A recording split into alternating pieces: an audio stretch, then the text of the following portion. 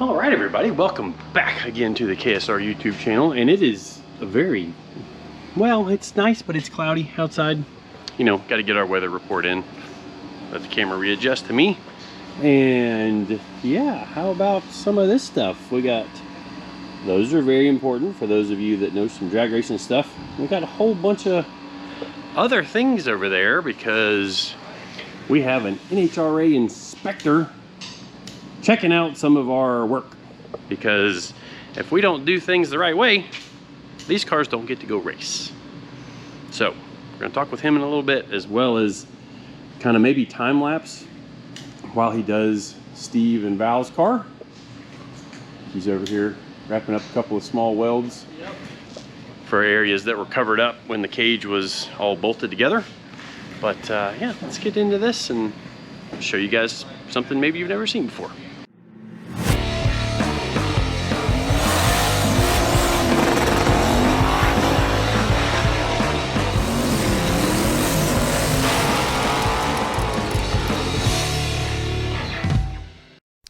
Well, rather than interrupt Eddie, and this is Eddie the inspector, not Eddie that works for KSR, rather than interrupt him, I just decided to let him keep doing his job and inspecting the cars. And I was kind of organizing people out in the parking lot because we did have some other people come in that were not part of our in-house builds.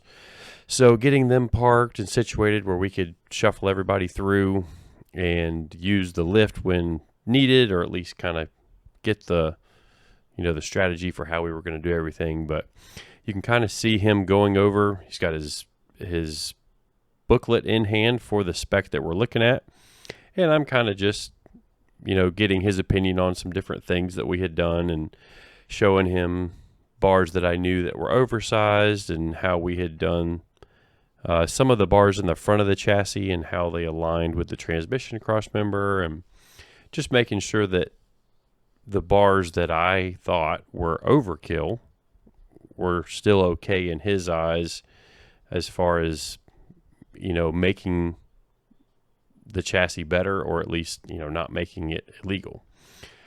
So now he's actually doing something that I'm going to show you more of later in the video, and that is actually measuring the thickness of the tubes. Well, you're going to see how he does that here and what machine he uses later in the video. And the lift really makes it nice, obviously, for getting up to the underside of the car, and being makes it a lot easier to measure all of them, because every single bar in the spec has to be measured. Not only that it's the right diameter, but that it has the right location and closeness to other bars. Like there's a few bars that have a requirement where they need to be within a certain distance of another bar in the spec. Like for example, the transmission crossmember has to be a certain distance set back, or within a certain distance of the bars that go from the bottom of the A-pillar in towards the inner frame rail. So just a lot of things that have to be checked, because, you know, if the thing goes out and fails the spec, well, I need to know why, so that I can, you know, go back and make the needed changes. So now that he's done with this one, which happy to say it passed with no problem, we'll roll it out of the way and get the next one in the lift. All right, 2 down, actually 3 down, because Ralph's El Camino passed as well. So Ralph's got an 850 cert on his car, which I should have grabbed the camera while he had it out of the trailer, but oh well. And then we have another chassis that came down from Jacksonville, a Chevy 2. That's like a 66, I think. And check out that one. That's pretty cool. That's pretty cool. That's got a lot of bars in it right there. Lots of bars. But now we're going to roll in the lawn dart, and then we're actually going to talk to Eddie, the inspector, get his take on some stuff on all of our different projects. And then it'll be time to haul Steve's down powder coat. Well, Valerie's valves. Valerie? Val? Whatever. All right, well, let's get back to it. All right, so since that last clip, Eddie inspected Ralph's car, which you can see Ralph there with the towel around his neck. We actually checked it out in the parking lot because the basic 850 cert is a cert that goes pretty quick just because there's way fewer bars in the car. So rather than let our AC out the door to inspect his 850 cert, Eddie was able to inspect it in about 5 minutes, roll Ralph's right back up inside the trailer, which is kind of a nice pat on the back for us that, you know, the welds look like they're good, high quality welds. The design of the cage looks good, as well as, you know, all the bars were the right spec, which we kind of know because 850 spec roll cages are pretty basic, I guess, compared to what we build the most of. So it's kind of nice to roll one through that's nice and easy. And Eddie was very impressed with the lawn dart here, which you guys haven't seen the lawn dart in a while, but Dick has been racing the heck out of it. Won a couple of pretty cool races with the thing down at Bradenton, and he now has, well, I think we did a video on the 427 that he installed into it from Ace Race Engines out in California. And that engine is a bad unit. And this thing is, so far, the fastest car that has come out of the KSR shop. And we had previously had it certified to 25.3, which carries, you know, a certification to 650 at up to 3,600 pounds. Well, Dick's got the car a little bit less than 3,000 pounds, so we wanted to go ahead and dual cert it because he has some class racing that he's going to do where he will actually post times, I think, next year, because right now it's still a no-time car. But he's going to post some times, I believe, and we'll probably talk about it. But it passes its cert, dual 25.2 and 25.3. And even though this car has been certed before, the inspector still has to go through and check over everything just to make sure that it still passes the spec. Now, there were some different, there's a few differences between the 25.3 and 25.2, obviously, because they're completely different specs, but there's also a lot of similarities. And a lot of times when a car is built, kind of overbuilt a little bit in a couple areas of the 25.3 spec, it will easily certify 25.2. So you can see Eddie and Ricky looking the car over because they actually haven't really seen this car up close, or they've seen some videos of it, and that's about all they've really seen of the car, and haven't seen, you know, the car up close or know anything of it. And we roll the door up and down to try to save the AC, and when he cranked it up, we got to smell the alcohol fumes for a little while, and it was kind of cool. All right, so we have passed all of our certifications for our two chassis, and all of the other cars did as well. So that's pretty awesome. And, you know, for some tools, might be pretty self-explanatory. Obviously, that's a gauge for what size tubing it is. You can see if it goes on loose. Obviously, that's not 1 3/4. 1 5/8 fits it real tight. I think these were 1 inch, so yeah, that fits nice and tight there. Well, how does the tech guy know, the inspector, what thickness of tube that we have used? So obviously all of these give outside dimensions for what the specs have to be for the different bars and all that stuff. What if somebody wants to be suspicious and only order some kind of really thin, like you can get 1 5/8 tubing that's only 45 thousandths wall, and obviously that would be about half the weight as an 083 wall. Well, they've got this fancy little tool here. It's like a sonogram checker, which Sonic Tester Racing. Oh, we got a very specific thing there. It's got a setting on it because I just checked the table with it. But here, hold the camera. I think we can use this to maybe see if you're pregnant here in a minute. I was gonna say CJ, but all right.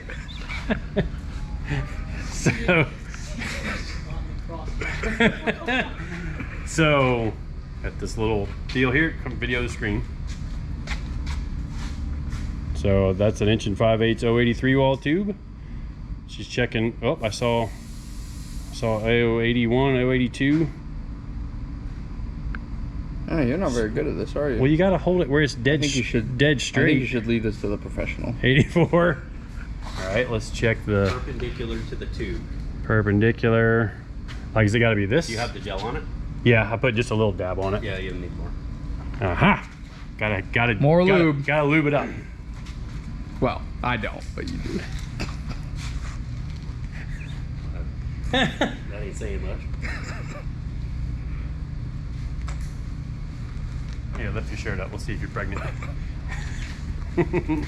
I mean, me and CJ did spend a weekend together. Whoa, whoa, whoa. Now put your finger or thumb on the top of the probe there. Oh, 63? Oh, that's more stable now. Yeah, there we go. So what do you think that bar should measure minimum? I think that was an 065 wall tube, if I had to guess. Because that was either Like, you mean 1 inch- minimum in a bend? The thickness of what that size tube, the outer diameter should be. So something like that, so perpendicular, so turn it. So that's 65. I think those were 1 inch That one you got to 065. turn technically sideways. Oh, okay. Perpendicular like that. Gotcha. Yeah, same deal. 67. So, and you can, if you get it crooked, it messes it all up. All you need the bars all the way across. So, okay, good. So some of the smaller tubes are 58,000. Let's find. Let's see. Where's some 1.5 inches? Oh, here we go. I think this one is. Let's see, perpendicular. That looks like 1.25 inches. 57. I think that was an 058 tube. So It's measuring 90. no, that's 60, 70, 62. It's not. You have to move it around. Like over here. No, you have to move the probe around so that way you have all the bars. All reading. the bars. There we go. So that's a 58 tube. Yep. Gotcha. Cool. I think you need some more lube if you want to do it again. Well, no, we're gonna just call that good. Oh, okay. Because Eddie's got to go get on the road. That Eddie, not the Eddie behind the camera. Oh, okay. I was like, where am I going? Eddie's got to get on the road to do some more certs, but you know, we definitely appreciate him coming by here and getting us all knocked out. Thanks for hosting it. Hey, no problem. So, yeah, Steve and Val's car passed certification, and the things that we still have to do to the car have nothing to do with the chassis spec, like weight bar tabs and other stuff, so we can continue to do our little stuff, but the main racing part of the chassis meets the specs. So we're gonna get back to work. Well, it's a couple hours after our chassis cert day here at the shop, and had to go. So I ended up getting busy this afternoon with some tuning work in the back and did not make it down to the powder coating shop. But I'm going down there first thing this morning. Well, first thing tomorrow morning. It's actually pretty doggone late. Almost 11 o'clock at night. And this is getting worked on. Hey, don't knock it until you drive it. I have driven it. I know, and you loved it. You loved every minute of it. I didn't know it only had one wheel braking. 2.5. This one was seized. Eddie's having to do a little work. So Look at that them one- high performance brakes. That one didn't work. Woo, boy. So that was what was on it. Yeah, obviously that one was not doing a lot of work. The other one worked, but it leaked. So 2.5. Why do you need to even fix it for? You're leaving. Exactly. I gotta make it down. I gotta make it to Orlando. So Eddie's actually going on a little vacation. That's right. Actually kind of jealous because you're going to the Nürburgring, right? I am. Spa. It's gonna be great. I needed a vacation away from you. I mean, I would say that too, to go to the Nürburgring and Spa, and Yeah, well. you're making laps at the Nürburgring, right? Both, yeah. What? Yeah. All right. Dang it. You So, wanna come? yeah, I gotta work, and I Oh. have to watch my kids, Oh. and like run a business and all that Oh. good stuff, and get all this, keep all this stuff going. Oh. So, Yeah, I don't need to do that. so your dad's actually from England, Yeah. right? Okay. Yeah, so we're going over there. We're gonna watch F1 Silverstone Dang it! Something else. this weekend. Ah. And then next week we take, like, you drive the cars onto a ferry and then they take you over to Europe. And then I think we get into France, I think. And then you drive to Germany and Belgium and then back. Whatever. Gonna be sick. Yeah, I'm jealous. Not gonna lie. Yeah. Definitely jealous. So That's like a trip I definitely want to make. I would definitely want to go to the Nürburgring.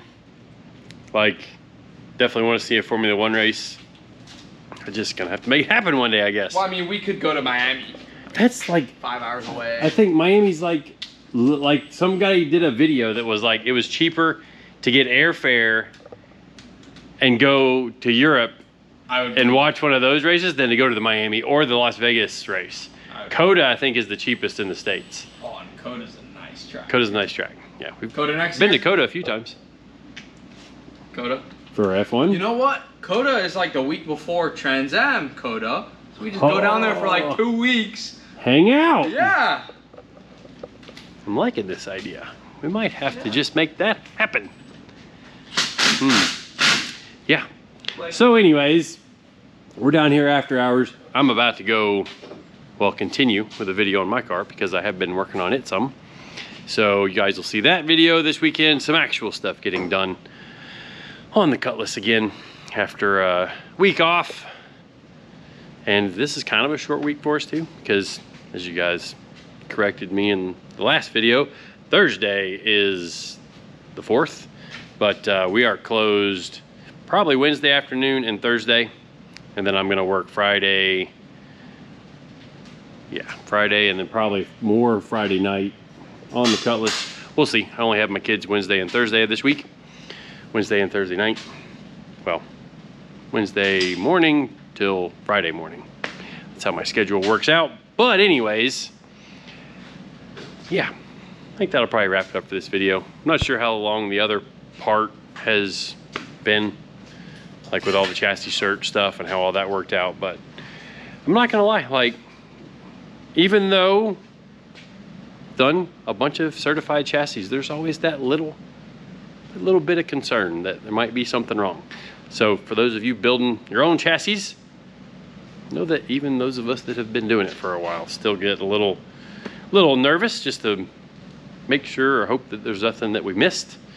And we are good to go on this thing, which is exciting. Super, super exciting. Big weight lifted off my shoulders, and tomorrow we're gonna finish up the last little bit of stuff we've got to weld onto it. Eddie had started on, there's gonna be a bolt-in bar back here that will be the harness bar for the passenger seat. And then we have to mount the fire bottle behind the passenger seat, as well as a couple other little tiny things. And then headed to the powder coat shop. Hopefully tomorrow, and not, which may be today by the time this video comes out. So today's Monday. Maybe we take it down there Tuesday, maybe we take it down there Friday. Hopefully they're open Friday. Maybe they're open Wednesday. I will find out tomorrow. All right, so I'm just realizing that by the time I finish editing this video, it's gonna come out on the 4th of July. So happy 4th of July to everybody here in the States. And yeah, pretty important holiday for us. So I hope you have a great time with friends and family. Be safe, blowing stuff up, you know, fireworks and all that good stuff. Have a good time. And yeah, appreciate everybody watching, subscribing, following along. See you guys next time.